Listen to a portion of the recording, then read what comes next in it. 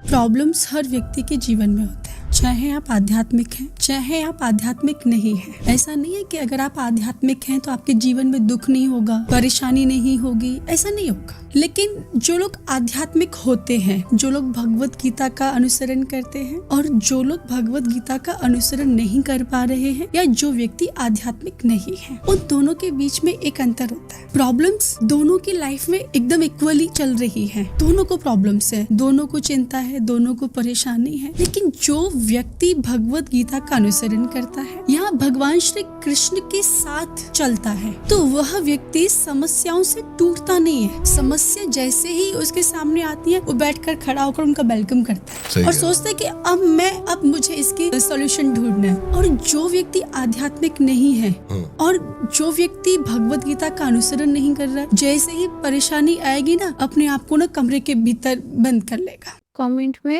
हर हर महादेव लिखना ना भूलें।